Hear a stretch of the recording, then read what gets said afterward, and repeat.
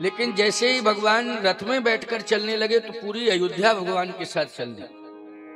भगवान ने कहा, जानकी ये तो बहुत गड़बड़ हो गया, पूरी अयोध्या हमारे साथ जा रही है, अयोध्या में कौन रहेगा। लक्ष्मण जी ने कहा कि सारी अयोध्या, संपूर्ण अयोध्या के अबाल वृद्ध नर नारी आपके हैं, वो आपको राजा मान चुके हैं।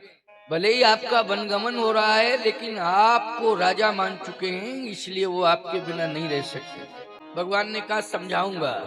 अयोध्या वासियों से कहा कि अयोध्या वासियों, यदि आप सब मुझसे प्रेम करते हो तो मेरे पिताजी इस समय अति मूर्छित हैं, अति व्यथित हैं, आप सब उनको सुख प्रदान करिए। और उनका सुख इसी में है कि आप सब अयोध्या में रहिए। वो देखेंगे कि हमारी प्रजा हमारे साथ है तो निश्चित रूप से वो धैर्य धारण करेंगे और 14 वर्ष तक जीवित भी रहेंगे। हो सकता है कि आप सब मेरे साथ जा रहे हो, कहीं पिताश्री प्राण त्याग दें तो बहुत अनर्थ होगा।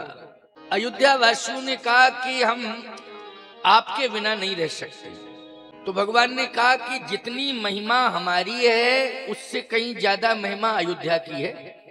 हमारे साथ रहने में जो आपको पुण्य प्राप्त होगा अर्थात सुख मिलेगा, उससे कहीं ज्यादा पुण्य आपको अयोध्या में रहने से मिलेगा। ये मैं कह रहा हूं। अयोध्या वासियों ने कहा, तब तो हम आपके साथ रहेंगे और अयोध्या में भी रहेंगे। भगवान ने कहा, तो 15 दिन अयोध्या में रहोगे, 15 दिन मेरे साथ रहोगे। कहे, नहीं नहीं, हम इस अयोध्या में नहीं रहेंगे जिसका त्याग आपने किया है। हम तो आप जहां रहेंगे उसी को अयोध्या मानेंगे। अवध तहीं जहां राम निवास, जहां आपका निवास है वही अयोध्या है। ये अयोध्या तो आज दुर्भाग्य से जुड़ गई है। इस अयोध्या के पुण्य नष्ट हो गए। ये अयोध्या तो रसातल में जाने के लायक है। हे अवध तहीं जहां राम निवास, अवध तहीं जहाँ राम निवासो, अवध तहीं जहां राम निवास, अवध तहीं जहाँ राम निवासो, तहीं दिवस जहां भानु प्रकाशो, तहीं दिवस जहाँ भान प्रकाशो, बड़ भागी बन अवध अभागी, बड़ भागी बन अवध अभागी, बड़ भागी बन अवध अभागी, बड़ भागी बन अवध अभागी, जो रघुवंश तिलक तुम त्यागी, जो रघुवंश तिलक तुम त्यागी, जो रघुवंश तिलक तुम त्यागी, जो रघुवंश तिलक तुम त्यागी, बड़ भागी बन अवध अभागी, बड़ भागी बन अवध अभागी, जो रघुवंश तिलक तुम त्यागी। अभागी तो ये अयोध्या है, बड़भागी वन है, इसलिए हम अयोध्या का त्याग करते हैं। पूरे परिवार के साथ आपके पास रहेंगे और आपका सम्मान करेंगे, आपको राजा मान करके हम आपकी आज्ञा का पालन करेंगे। भगवान ने कहा, ज्यादा कहने से कोई फायदा नहीं। तमसा नदी का तट आया। तमसा नदी के तट पर भगवान ने कहा सब विश्राम करो, सूर्य अस्त हो गया है, रात्रि में यात्रा नहीं करनी चाहिए, इसलिए सभी विश्राम करें। भगवान सोच रहे हैं ये सब सो जाएं तो हम निकल जाएं, लेकिन भगवान ने देखा कि सब लेटे हुए हैं लेकिन सोए नहीं हैं। जैसे आप लेट जाएं रात्रि में और कहीं नींद नहीं आ रही है, तो रात्रि में जो भी गतिविधियां होगी उसकी संपूर्ण जानकारी आपको रहेगी, क्योंकि आपको नींद नहीं आ रही है। तो भगवान ने देखा कि सब लेटे हुए हैं लेकिन सो नहीं रहे हैं, इसका मतलब यह है कि मैं आगे की यात्रा नहीं कर पाऊंगा। थोड़ा भगवान दुखी हो गए। श्री किशोरी जी ने कहा कि आप दुखी क्यों हैं, क्या कारण है?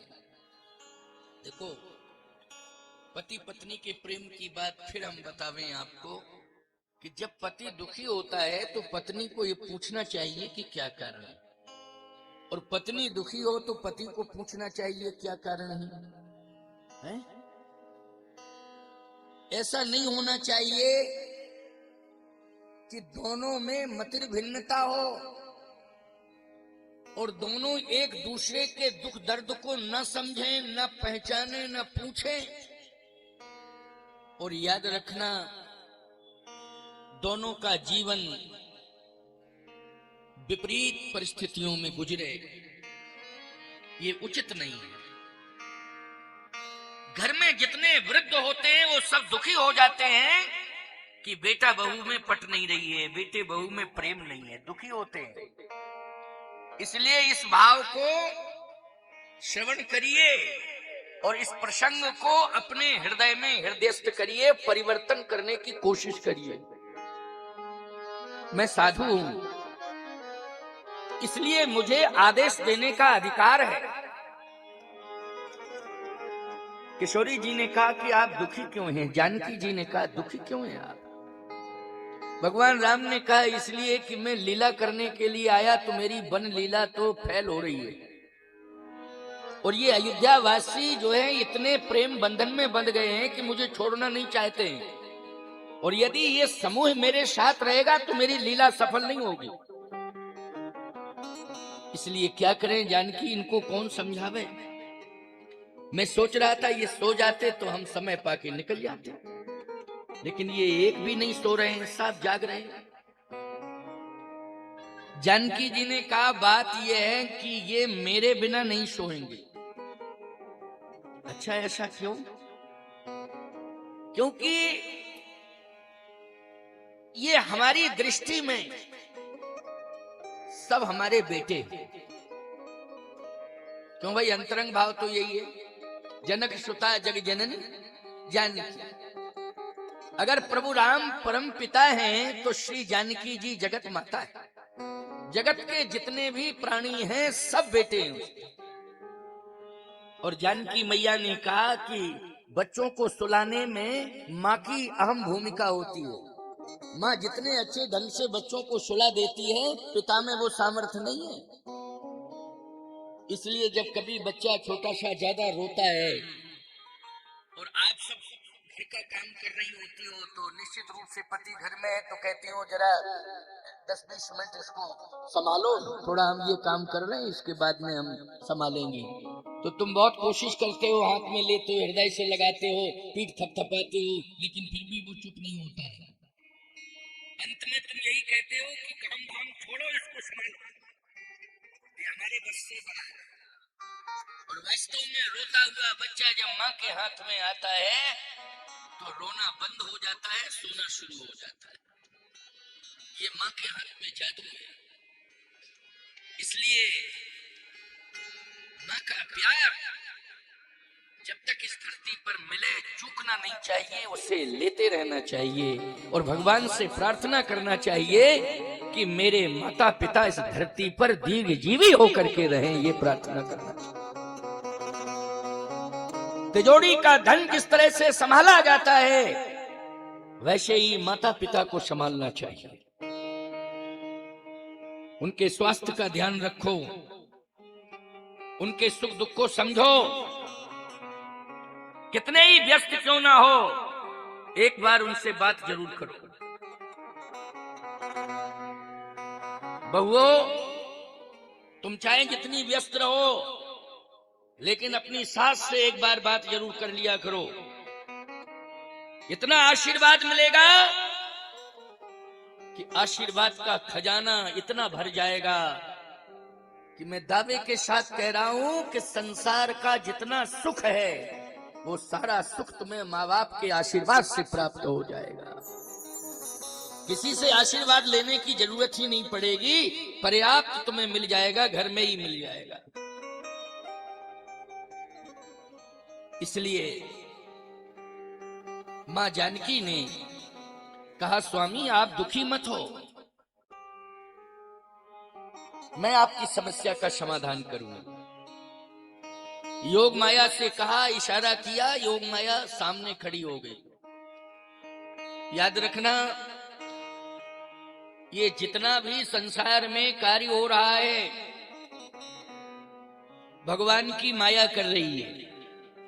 और ये माया किसके अधीन है? श्रुति सेतु पालक राम तुम जगदीश माया जानकी। ये जगदीश के अधीन है माया, और इस माया की दासियां हैं। ये महामाया है, इसकी बहुत सारी दासियां हैं, वो सेवा में लगी रहती। इसलिए श्री जानकी जी बन तो गई हैं, लेकिन वन में सदा संगनी बन करके श्री जानकी जी की सदा संगनी बन करके योग माया रही है। इसलिए योग माया के कारण किसी भी प्रकार का जानकी जी को कोई कष्ट नहीं हुआ। आज योग माया को आदेश दिया कि इन सबको सुला दो। योग माया गई, थोड़ी देर बाद लौट के आ गई। भगवान राम ने कहा कि योग माया भी विफल हो गई, ये सफल नहीं हो पाई। कोई नहीं सोया, सब जाग रहे हैं। श्री जानकी जी ने कहा कि क्यों सुलाया नहीं क्या? योग माया ने कहा कि मैं कंफर्म नहीं हो पा रही हूं कि हमेशा के लिए सुला दें कि कुछ समय के। भगवान राम ने कहा, बहुत समझदारी का परिचय दिया। यदि ये सब हमेशा के लिए सो जाते तो बड़ा कलंक मिलता मुझे कि पूरी अयोध्या को राम जी ने तमसा नदी के तट पर हमेशा हमेशा के लिए सुला दिया। बहुत अच्छा हुआ जो विचार पूर्वक कार्य हुआ। नहीं, टाइम दे रहा हूं, भगवान ने कहा। सुनो अब जरा, अयोध्या वासियों की आदत है कि ब्रह्म मुहूर्त में जागते हैं, और ब्रह्म मुहूर्त 3:30 बजे प्रारंभ होता है। याद रखना, बल्कि 3 बजे से ही प्रारंभ होने लगता है। 8 पहर होते हैं, ब्रह्म मुहूर्त भी 3 घंटे का ही होता है। समझ गए हो? अष्ट पहर और घंटे कितने होते हैं? 8 या 24। कितने घंटे होते हैं? बोलो। 24 घंटे। एक पहर 3 घंटे का होता है। ऐसे ही ये ब्रह्म मुहूर्त का समय भी 3 घंटे का है, 3 से 6। इसलिए कोशिश करिए कि 6 बजे के पहले पहले हम जग जाएं। 3 बजे तो हम महात्माओं की परंपरा है, और 4 बजे तो बहुत लोग जगते हैं। लेकिन क्या बतावे, अब बहुत में भी बहुत ऐसे हैं जो 7-8 बजे तक भी नहीं जगते हैं, बहुत में बहुत। लेकिन कोशिश करिए आप कि 3 बजे से लेकर के 6 बजे तक का जो ब्रह्म मुहूर्त है, कम से कम हमें इतना ध्यान होना चाहिए कि 6 बजे तक हम बिस्तर छोड़ दें। बोलो भाई, आपके मतलब की बात कर दी, सुविधा की बात कर दी कि नहीं कर दी? आपको ब्रह्म मुहूर्त मिल जाएगा अगर 6 बजे के पहले पहले आप जग गए। लाभ मिलेगा उसका, आपको स्वास्थ्य लाभ भी मिलेगा, और आपको निश्चित रूप से ब्रह्मानुभूति भी होगी, क्योंकि ब्रह्म मुहूर्त में ब्रह्मानुभूति होती है। इसलिए 6 बजे के पहले पहले बिस्तर छोड़ देना चाहिए। कभी कभी आप रात्रि भर जगे हैं क्योंकि शादी में गए या कोई और कार्य आ गया, तो ये नियम नहीं है, ये अपवाद है। क्या है ये? अपवाद है कि भाई परिस्थिति के कारण हम जग रहे हैं, इसलिए विलंब से उठ रहे हैं। ये अपवाद हो गया, इसे नियम मत बनाइए। नियम नियम होता है, अपवाद अपवाद होता है, इसलिए नियम को नियम ही रहने दीजिए।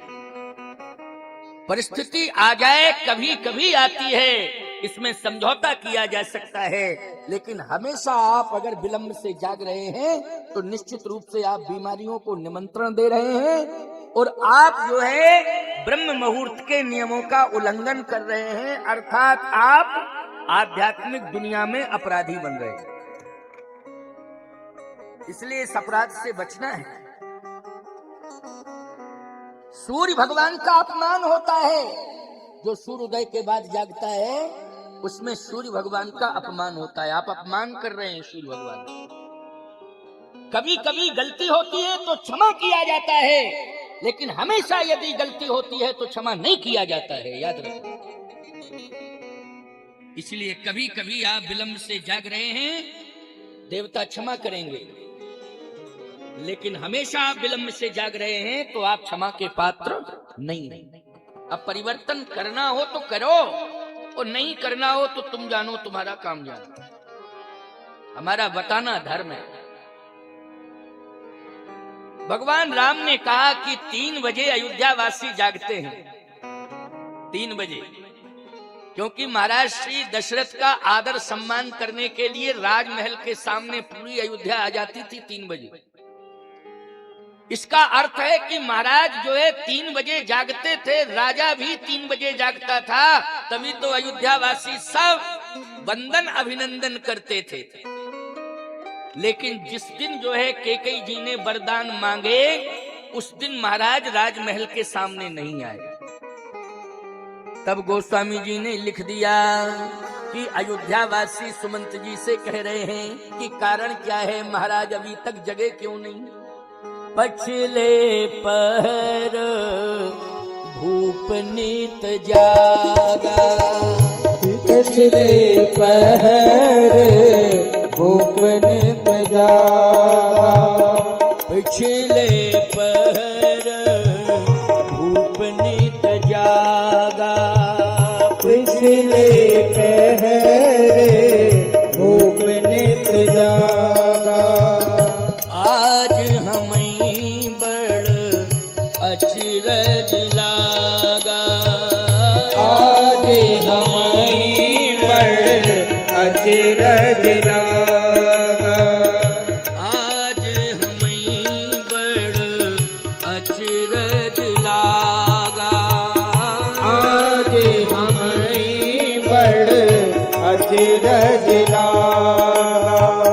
पिछले पहर भूप नित जागा, पिछले पहर भूप नीत जागा, आज हमें बड़ अचरज लागा। आज आश्चर्य हो रहा है कि महाराज अभी तक जगे नहीं, इसलिए सुमंत जी महाराज जगाइए। नित्य ही महाराज 3 बजे जागते हैं, अयोध्या की जनता 3 बजे जागती है ब्रह्म मुहूर्त में, इसलिए अयोध्या की महिमा है। आप भी अगर ब्रह्म मुहूर्त में जाग रहे हैं तो आपका घर एक दिन अयोध्या बन जाएगा, उसमें राम स्वयं प्रकट होंगे, आएंगे, किसी न किसी रूप में आएंगे। अयोध्या बनाओ अपने घर को, लेकिन क्या बताएं, कलयुग में तो हर घर लंका बन गया। करे 500 दिन, कलयुग का हर घर करे 500 दिन राति। आज सबसे बड़ी विडंबना यह है कि ज्यादा से ज्यादा हमारे युवान शराबी हो रहे हैं, ये विडंबना है। हे भगवान, हमारे देश के नौजवानों को बचाओ, इनकी रक्षा करो, क्योंकि ज्यादा से ज्यादा शराब पीने लगे हैं। सारे के सारे अंदर के फंक्शन खराब हो गए हैं, किडनी भी खराब हो रही है, लीवर भी खराब हो रहा है, बोलो भाई। और पूरी जिंदगी नहीं जी पा रहे हैं, बीच में ही जा रहे हैं। ये लंका की परंपरा है, करे पान सोवे दिन राती। अयोध्या बनाओ घर को।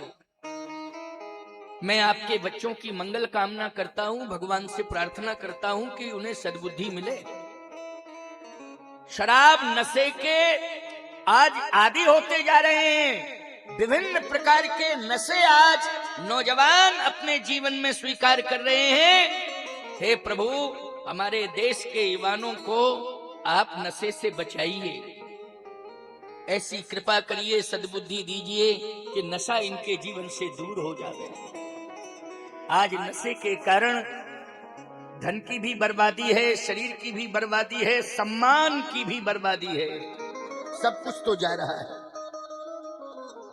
ये माताएं कितना रोती हैं, शिकायत करती हैं हमसे कि महाराज जी कैसे होगा परिवर्तन, आप बताइए। भगवान करेंगे परिवर्तन। हमारी केवल इतनी पहुंच है कि हम भगवान से प्रार्थना कर सकते हैं। बस अंतर इतना है कि आप इनडायरेक्ट जुड़े हुए हो, हम डायरेक्ट भगवान से जुड़े हुए हैं। इसलिए हमारी फरियाद तो ईश्वर सुनेगा ही सुनेगा, हमें विश्वास है, क्योंकि हमारा कोई अपना व्यक्तिगत परिवार नहीं है। हम तो 9-10 वर्ष की अवस्था से ही साधु हो गए थे, कोई हमारा व्यक्तिगत परिवार नहीं है। तुम भक्तों का परिवार ही हमारा परिवार है, इसलिए हमें तुम्हारे परिवार की चिंता है, तुम्हारे घर की चिंता है, तुम्हारे परिवार की चिंता है। बस भगवान से हम प्रार्थना कर सकते हैं, भगवान हमारी सुनेगा, विश्वास है। आज अयोध्या वासी सब सो गए। भगवान ने सुमंत जी से कहा कि अब आप रथ को आगे बढ़ाइए। खोज मार रथ हाँ कहता, आन उपाय बने नहीं बाता। सुमंत जी ने रथ तैयार किया। लक्ष्मण जी महाराज खड़े हो गए और हाथ जोड़ के बोले, प्रभु 1 मिनट रुक जाइए। भगवान ने कहा क्यों? लक्ष्मण जी ने कहा इसलिए ये सब सो रहे हैं, हम इनको जल्दी जगा दें। लक्ष्मण जी को कुछ पता ही नहीं था। भगवान ने कहा बड़ी मुश्किल में तो ये सोए हैं, यदि तुम इनको जगाओगे लक्ष्मण तो हम तुम्हें भी छोड़ के चले जाएंगे। लक्ष्मण जी ने कहा इनकी गलती क्या हो गई, गलती क्या हो? भगवान ने कहा कि गलती यही है कि ये सो रहे हैं, यही इनकी गलती है। लक्ष्मण जी बोले गलती इन्होंने की, लेकिन शिक्षा हमें मिल गई कि आपके साथ रहने में सोना नहीं चाहिए, नहीं तो गड़बड़ हो जाएगा। अब मैं प्रतिज्ञा करता हूं कि 14 वर्ष तक मैं सोऊंगा ही नहीं। नहीं, आप इसी तरह मुझे भी छोड़ के चले जाएंगे, अब मैं नहीं सोऊंगा। भगवान ने कहा कि लक्ष्मण अगर ये सब साथ जाते तो मेरी वन लीला सफल नहीं होती, फैल हो जाती, इसलिए मैंने ये लीला की है। लक्ष्मण जी महाराज सुमंत जी के साथ, प्रभु राम के साथ, श्री जानकी मैया के साथ जा रहे हैं। लेकिन सुमंत जी के मन में ये भाव आ गया कि प्रभु राम मुझे त्याग नहीं सकते, मुझे छोड़ नहीं सकते, ये भाव आ गया। अयोध्या वासियों को तो त्याग दिया, लेकिन मेरा त्याग नहीं कर सकते। सुमंत जी के मन में भाव ही नहीं आया, थोड़ा अभिमान भी आ गया। भाव ही नहीं आया है प्यारे, अभिमान भी आ गया। जैसे ही सुमंत जी के मन में ये अभिमान आया कि मेरा त्याग नहीं कर सकते हैं, अयोध्या का त्याग किया, चक्रवर्ती सम्राट का त्याग किया, अयोध्या वासियों का त्याग कर दिया, अपनी मां का भी त्याग कर दिया 14 साल के लिए, लेकिन मेरा त्याग नहीं कर सकते हैं। भगवान ने कहा चलो तुम्हारे अभिमान को भी हम दूर किए देते हैं प्रधानमंत्री जी। और जैसे ही गंगा का किनारा आया, भगवान ने कहा अब आप भी वापस जाओ, आप भी जाइए वापस। सुमंत जी ने कहा मैं तो नहीं जाऊंगा। प्रभु राम ने कहा कि मैंने जबरदस्ती कभी किसी से नहीं की, लेकिन आज मैं जबरदस्ती कर रहा हूं। बरबस राम,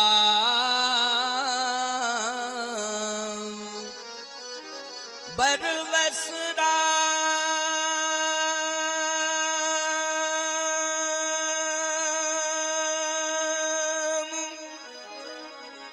सुमंत पठाए,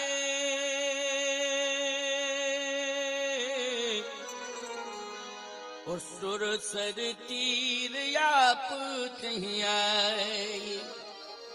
बरबस मानी जबरदस्ती, जाना नहीं चाहते सुमंत जी, लेकिन जबरदस्ती भेजा। प्रधानमंत्री हैं,